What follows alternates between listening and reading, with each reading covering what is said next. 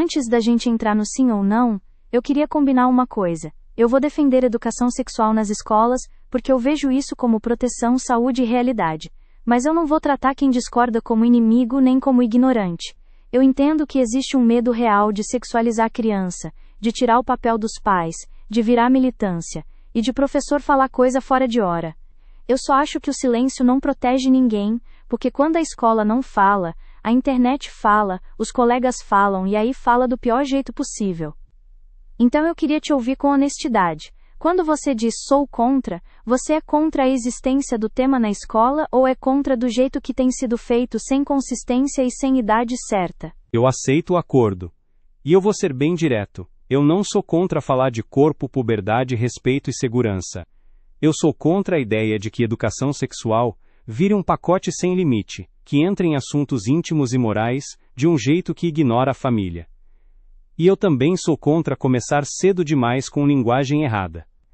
Para mim a pergunta não é sim ou não, é o que exatamente, quem ensina, com que material, com que controle e quando.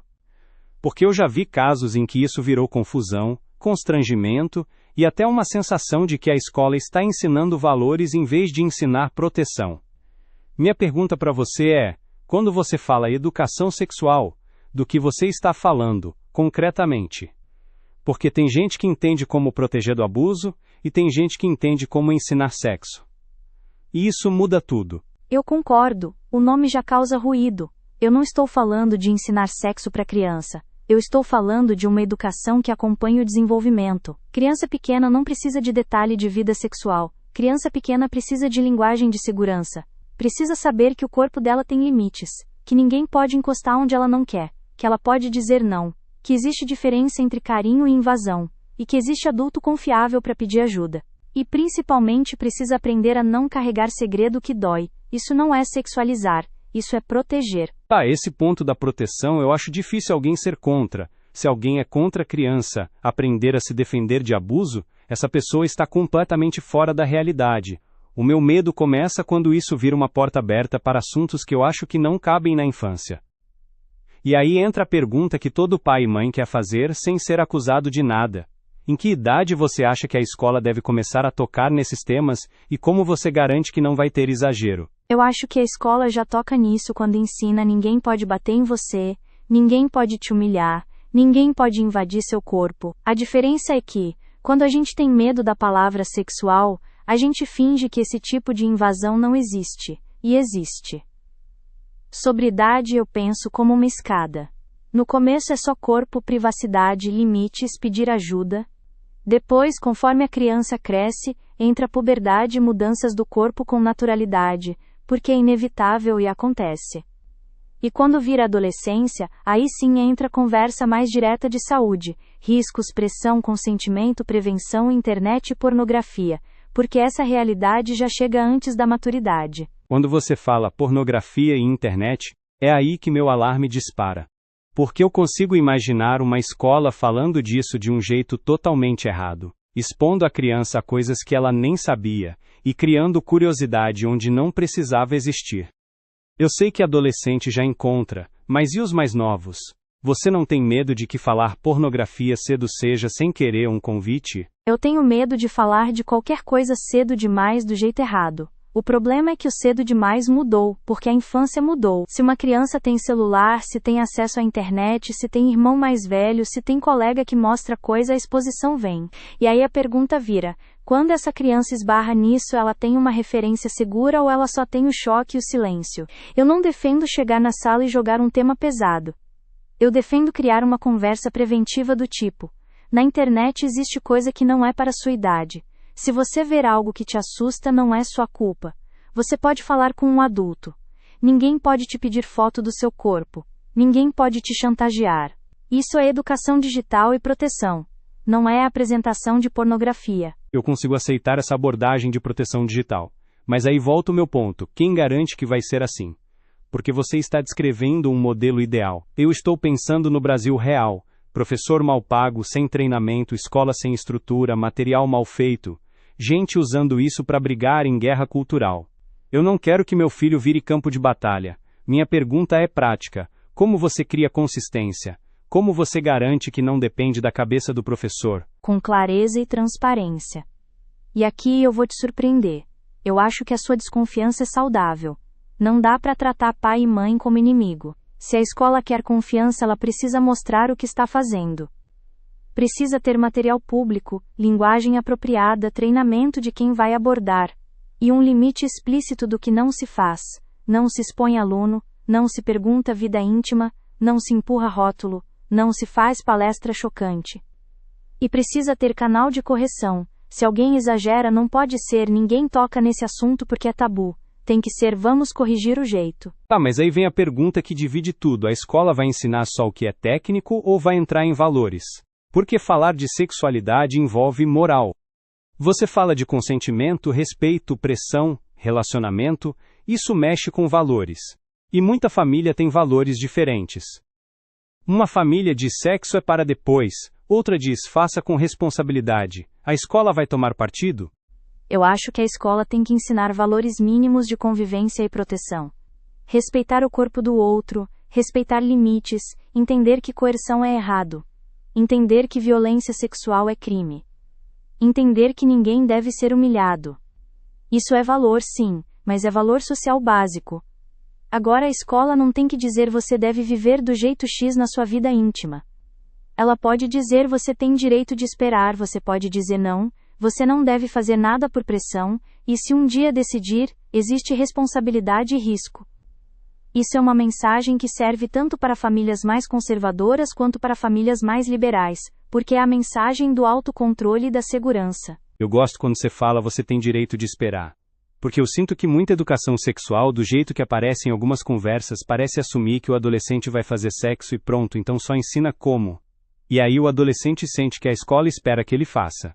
Eu queria uma abordagem que incentive responsabilidade e sim, desencoraje a pressa.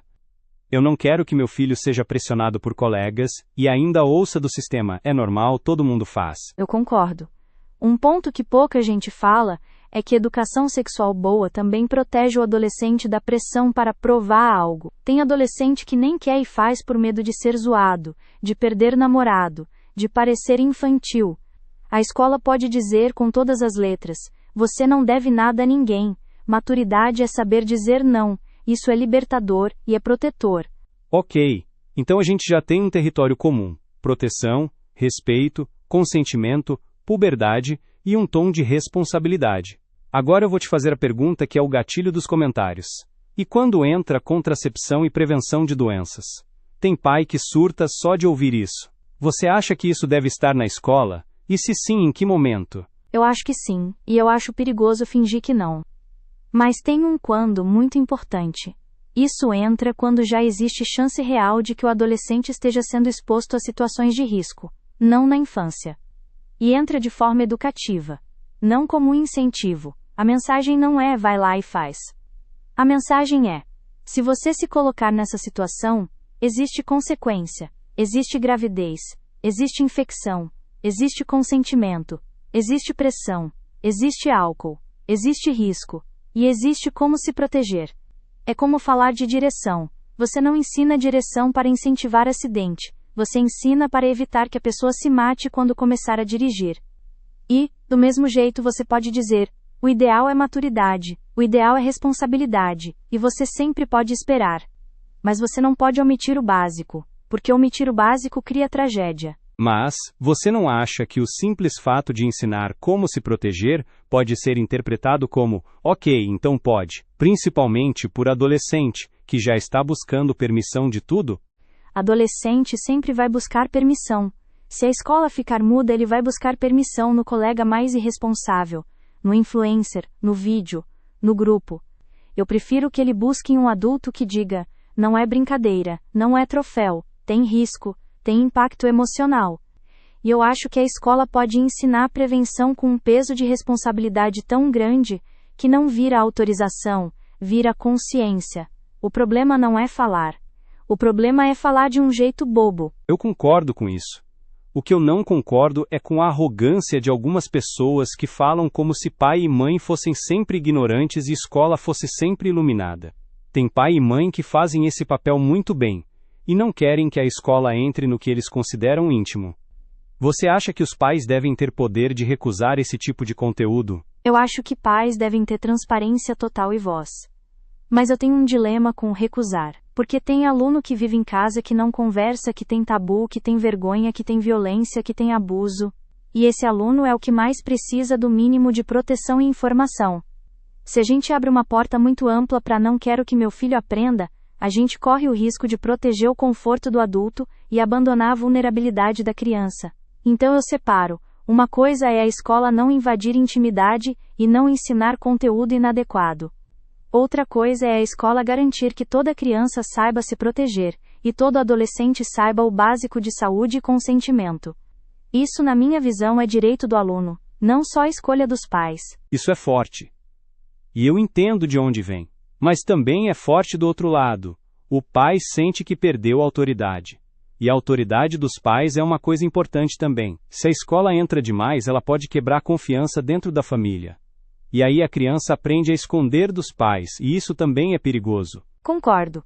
Por isso a escola não deveria assumir o papel de substituir a família. Eu acho que o melhor cenário é a escola ser uma base mínima e a família ser o aprofundamento. E a escola deve incentivar conversa em casa. Fale com seus responsáveis, leve dúvidas para casa. Se você não puder falar em casa, procure um adulto de confiança na escola. A escola não é o lugar de virar confidente de segredos íntimos. A escola é lugar de instruir e proteger. Você falou algo que para mim é central: abuso. Muita gente só entende a importância de educação sexual quando entende que isso pode ser literalmente uma ferramenta de prevenção de abuso. Mas aí vem uma outra preocupação. Falar disso pode assustar criança, pode deixar criança paranoica, pode fazer ela desconfiar de todo adulto. Como você fala de abuso sem traumatizar? Você fala com linguagem simples, com calma, e com foco em limites e confiança, não em medo. A mensagem não é o mundo é perigoso, todo mundo quer te fazer mal. A mensagem é você tem direito sobre seu corpo, você pode pedir ajuda, e ninguém que te ama vai exigir segredo que te dá medo. Criança pequena entende isso sem ficar paranoica se for bem conduzido. E isso vale para vários assuntos. Você ensina a atravessar a rua sem transformar a rua num monstro. Você ensina a não falar com estranho na internet sem transformar o mundo inteiro num pânico. É educação de segurança. Ok. Agora eu vou trazer um tema que é a bomba da bomba: identidade de gênero e orientação sexual. Porque é aqui que muita gente que aceita puberdade e abuso diz, agora não.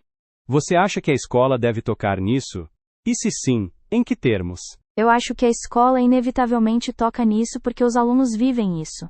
Existe bullying por parecer diferente, existe humilhação, existe sofrimento real. E existe aluno que se sente errado e sozinho. Se a escola finge que não existe, ela deixa o aluno à mercê do preconceito e da internet. Agora, tocar nisso não precisa ser virar aula de rótulos. Pode ser uma mensagem de convivência. Ninguém merece ser agredido por ser diferente. Respeito, não humilhar, não perseguir, procure ajuda. E conforme a idade sobe, dá para falar de forma mais madura sobre como lidar com dúvidas, como procurar apoio psicológico se precisar, como respeitar o outro. Eu não defendo o professor encaminhando o aluno para identidade nenhuma. Eu defendo escola como espaço que reduz violência e sofrimento. Eu concordo com combater bullying. A escola tem a obrigação de impedir humilhação. Mas eu tenho medo de que isso vire promoção de um conjunto de ideias, e que a criança saia achando que precisa escolher uma identidade cedo, ou que qualquer fase vira rótulo. Eu já vi adolescente confuso, e eu não quero que a escola amplifique confusão. Eu quero que a escola acalme, não que agite. Isso é muito sensato. Adolescente é vulnerável a modas, a grupo, a pressão. E por isso a escola deve ser sóbria. A escola não deveria incentivar rótulo nem fazer espetáculo. Ela deveria dizer: você não precisa se apressar em se definir. Você não precisa performar nada para ser aceito, e você merece respeito enquanto descobre quem é. Isso reduz a ansiedade, em vez de criar. Você está descrevendo uma escola muito adulta. Eu queria acreditar que isso é o padrão, mas eu sei que muitas vezes não é. E aí a minha insistência volta: consistência e controle. Como você garante que não vai virar um professor, lacrando em sala e gerando conflito com pais? Com regras institucionais claras. O professor tem que saber: isso não é meu palco, E os pais têm que saber, isso não é segredo. Material acessível, objetivos claros, linguagem adequada por idade. E também com uma postura de humildade. Escola não pode ter arrogância com a família. Tem que chamar a família para perto, explicar o que é e o que não é, abrir para dúvidas, acolher preocupações. Quando você trata o pai como inimigo, ele vira inimigo. Quando você trata como parceiro, ele tende a baixar a guarda. Isso é verdade. Muita briga nasce do tom. O pai ouve um boato, entra em pânico, vai para a escola armado de raiva. A escola responde com desprezo e pronto. Guerra cultural. E quem perde é o aluno, porque a discussão vira disputa de adulto e o adolescente continua aprendendo no lugar mais perigoso, sozinho. Tá, então vamos tentar ser ainda mais concretos sem virar lista de tópicos. Você diria que existe uma idade em que é cedo demais para qualquer menção sobre sexo em si, tipo ato sexual, reprodução, essas coisas? Você acha que isso deve ficar totalmente fora da infância? Eu acho que ato sexual, como tema direto, deve ficar fora da infância, sim. Infância deve ser corpo, privacidade, limites, respeito e, no máximo, uma explicação muito simples de que bebês nascem de um processo biológico, sem detalhar ato, porque criança pergunta como o bebê entra na barriga, e a escola ou a família precisa responder sem trauma. Mas isso é diferente de dar aulas sobre sexo. Criança não precisa disso. Ok. E aí, na pré-adolescência, você acha que puberdade e mudanças do corpo devem ser obrigatórias? Porque tem pai que fala, isso é assunto meu. Eu acho que puberdade é tão universal e tão inevitável que a escola deve garantir que ninguém passe por isso no escuro. O que acontece hoje é uma crueldade silenciosa. Menina acha que está doente quando menstrua. Menino se desespera com mudanças do corpo. E ninguém fala. Isso vira vergonha, bullying, risco. A escola pode tirar esse peso. E de novo, não precisa ser invasivo, não precisa ser vulgar, não precisa ser aula constrangedora. Precisa ser um espaço que normaliza o corpo sem erotizar. Eu concordo. E aí vem a adolescência. Prevenção, consentimento, pressão. Eu aceito que isso exista, especialmente consentimento e violência. O que eu quero evitar é que isso vire uma espécie de manual prático. Você concorda com a ideia de que educação sexual deve ser mais sobre decisão e consequência do que sobre instrução? Concordo. Eu acho que o centro é decisão, consequência e respeito. A informação técnica entra como parte de proteger a vida, mas o foco é maturidade e cuidado. E também saúde mental, porque muita escolha sexual é feita para preencher vazio, para ganhar aprovação, para não ser abandonado. Isso é pesado e precisa de conversa honesta. Agora eu vou te apertar num ponto que eu acho que o público vai querer ver. Quem deve ensinar? Professor comum?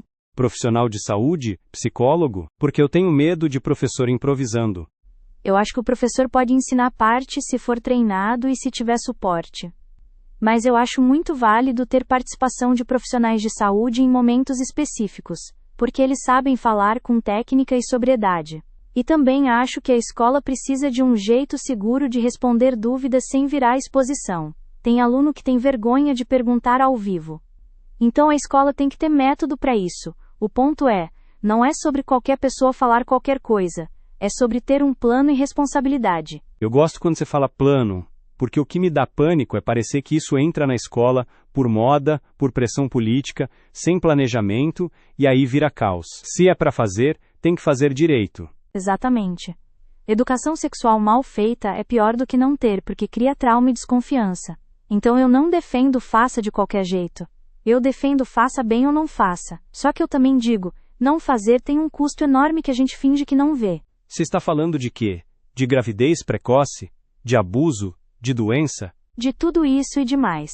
De violência no namoro, de chantagem, de exposição de foto íntima, de pressão, de gente que acha que ciúme é prova de amor, de adolescente que vive relação abusiva e nem sabe nomear, e de crianças que sofrem abuso e não sabem que aquilo é errado, ou acham que a culpa é delas. Esse tipo de coisa não aparece no boletim escolar, mas aparece na vida. E a escola é o lugar onde o aluno está todos os dias.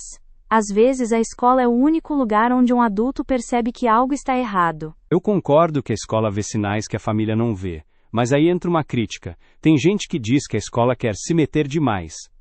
Só que, ao mesmo tempo, quando dá tragédia, todo mundo pergunta, onde estavam os adultos?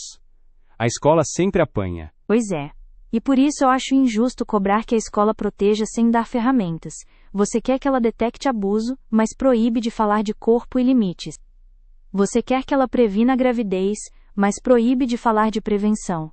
Você quer que ela combata bullying, mas proíbe de mencionar diferença. A gente não pode pedir resultado e proibir método. Eu entendo. Mas eu também não quero uma escola que fale disso como se fosse neutro moralmente. Porque é uma área sensível. Eu quero que a escola reconheça que existem valores familiares diferentes e trate isso com respeito. Eu concordo, e eu acho que dá para fazer. A escola pode dizer: existem famílias com crenças diferentes. Você deve conversar com seus responsáveis. E, independentemente disso, aqui a gente ensina segurança e respeito. Isso é um jeito de não atropelar. Então vou fazer uma pergunta que vai soar meio provocação, mas é honesta. Você acha que existe gente que usa a educação sexual como cavalo de Troia para entrar com ideologia na escola? Existe gente que tenta transformar qualquer tema em palco ideológico. Existe de todos os lados. Existe gente que quer usar isso para lacrar, e existe gente que quer usar o pânico moral para censurar até puberdade. Eu acho que os extremos se alimentam. E eu acho que a maioria das famílias e professores quer uma coisa muito simples: segurança, saúde, respeito e bom senso. O problema é que o barulho dos extremos domina a conversa. Concordo. E aí eu volto pro quando de um jeito bem humano. Você acha que a escola deve esperar os pais autorizarem, ou a escola deve começar mesmo sabendo que vai ter reação? Eu acho que a escola deve começar pelo que é consenso e construir confiança. Começa pelo básico: proteção contra abuso, respeito, limites, puberdade e internet segura.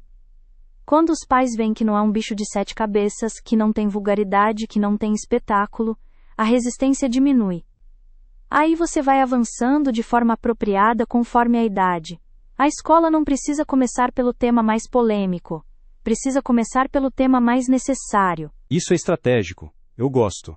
Porque muitas vezes o debate começa pelo ponto mais explosivo e esquece o essencial. O essencial é proteger criança e orientar adolescente. Exato. E tem um ponto que eu acho que você vai concordar. A palavra consistente é chave. Consistente é não aparecer uma palestra aleatória uma vez por ano. E pronto. É ser um conteúdo que acompanha o aluno, que repete mensagens de proteção, que amadurece com o tempo, que não depende de improviso. E consistente também significa que a escola não pode dizer isso é tabu, e depois se surpreender quando acontece crise. Então eu vou tentar resumir minha posição de um jeito que o público entenda e você me diz se eu estou sendo injusto. Eu não sou contra a educação sexual. Eu sou a favor de uma educação de segurança e saúde, com começo cedo no que é proteção, e com muito cuidado para não entrar em conteúdo adulto cedo demais. Eu quero transparência total para pais, e um controle para evitar militância. Eu quero que a escola não vire rival da família, é isso. Eu acho um resumo justo. E agora eu vou tentar resumir o meu, e você me corrige. Eu sou a favor de educação sexual como proteção e saúde, porque o silêncio não protege, e a internet ocupa esse lugar de forma perigosa. Eu defendo progressão por idade, linguagem apropriada, foco em consentimento, respeito, prevenção e segurança digital, e transparência com os pais. Eu não defendo exposição de aluno, nem professor militante, nem conteúdo inadequado na infância. Mas eu também não aceito que o medo de polêmica impeça a escola de dar o mínimo a quem precisa. É isso. Fica no medo do escorregão. Você confia mais que dá para desenhar um sistema bom. Eu temo que, na prática, vire bagunça e ideologia, e que os pais percam o controle do que está acontecendo. E também fica na linha do que é mínimo obrigatório, e do que deveria ser decisão da família. E eu diria que a discordância também fica no peso que cada um dá para o risco do silêncio. Eu vejo o silêncio como um risco enorme e imediato. Você vê a intervenção mal feita como um risco enorme e imediato. E agora a gente termina do jeito que você gosta, sem coroar vencedor. Porque eu acho que o público vai se dividir. Tem gente que vai ouvir você e pensar: faz sentido, a vida real é perigosa. E tem gente que vai ouvir eu e pensar: faz sentido, não dá para confiar cegamente. E talvez a melhor resposta esteja no meio. Sim, educação sexual na escola, mas com transparência, progressão por idade, foco em segurança, e com a família como parceira, não como inimiga.